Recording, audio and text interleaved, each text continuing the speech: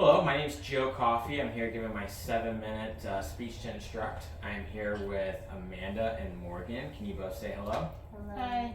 All right, thank you so much. So my topic to discuss today is going to be how to change your vehicle car brakes. Have you ever driven down the road and heard this noise?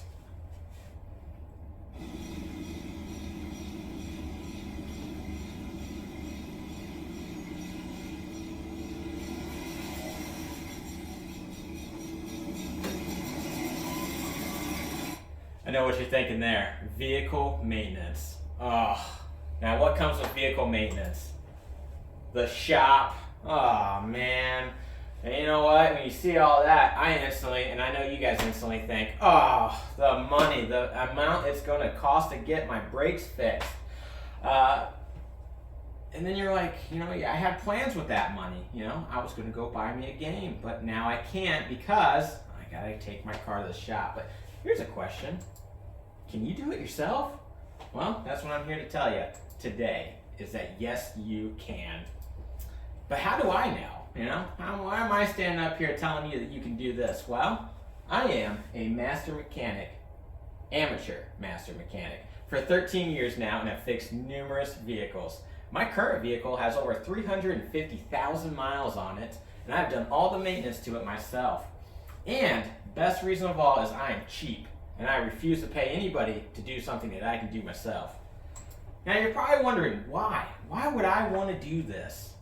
Well, the average price for a professional to change brakes is anywhere between $300 and $1,000. Now for an amateur, it's about between $50 and $200. That's a potential savings of over $800. But now you're wondering, well, how do I change brakes? Well, that's what I'm here to tell you how to do. I got a couple steps to go through, and by the time we're done, you're going to be able to figure this out. Now, the first step we're going to go over is the tools. Then we're going to determine how to pick a location. Then we're going to talk about how to do it, where to find help if you need help, and then I'm going to wrap this up for you. So when you walk out of here, you're going to feel pretty good about doing this. So the tools that you're going to need. You're going to need a jack, a socket set. You're going to need a C-clamp, a tire iron, and also new brake pads. Now you can get those new brake pads at any auto store. Advanced Auto Parts, O'Reilly's, AutoZone. Just go in there, you can talk to whoever's working the desk and say, hey, I drive this car, I need front or back brake pads, and they'll hook you up. Now I got a couple optional things that you might need here. Zip ties and a flathead screwdriver. Hopefully you have some of them laying around, but it is optional, okay? So we're going to start off with choosing a location, okay? We want to find a safe location. We want a flat area, safe with minimal traffic, and preferably off the road, okay? You don't want to be like this guy right here, fixing his car right next to a busy road, Somebody comes up from behind him, boom, hits him, that guy's toast. Not a safe area. And you don't want to be this guy here either, jacking a car up on an incline, because who knows, it could just fall right back down. You want to be in a flat area, preferably maybe your driveway if it's flat, or in a nice neighborhood off the street. Okay? Now, the first step is going to be jack it. All right? You want to loosen the lug nuts before you jack it. And then you jack the car up and then remove the lug nuts. All right? And then you remove the wheel. And what you're going to get is something like this. Now, this is the brake rotor. This is the caliper. This is the caliper bracket. And these are the brake pads. And that's exactly what we're going to be changing is these brake pads right here. Now, to get this caliper off, we're going to remove these two bolts. Now, it's actually optional. You can either remove just one bolt, and it'd be the bottom bolt, or both bolts. I recommend both, but if you remove only one bolt, you're just going to flip that caliper up. And it's going to look just like this. Just flip it right up. But if you unbolt both of them, this is where the zip ties come in. You want to hang the caliper in the wheel well. Because what you do not want to do is let that brake caliper hang from the brake line. So then the next step is going to be remove the brake pads.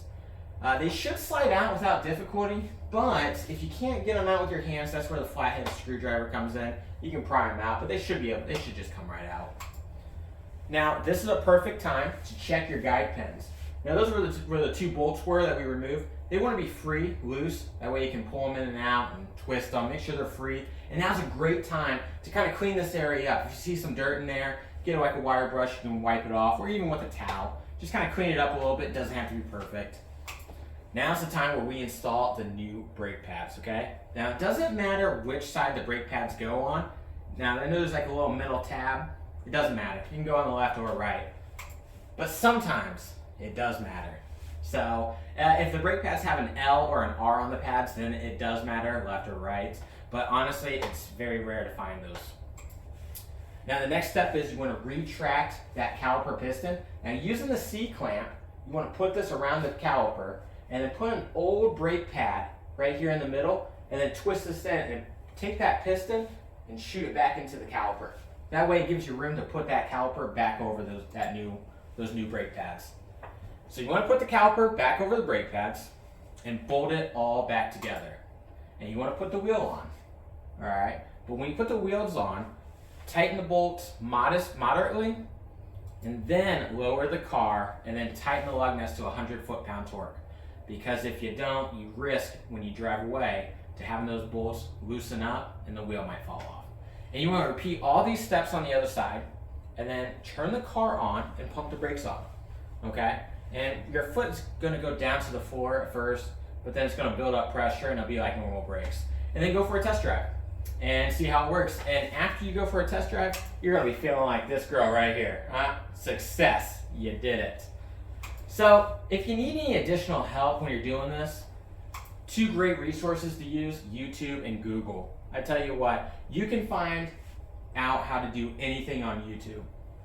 Just search in there, how to change brakes on a blah, blah, blah. And there's somebody out there that's made a video and told you how to do that. Google, same thing as well. There's a lot of forums out there. A lot of people get together. Whatever car you have, there's a car community there that's very supportive about trying to fix things.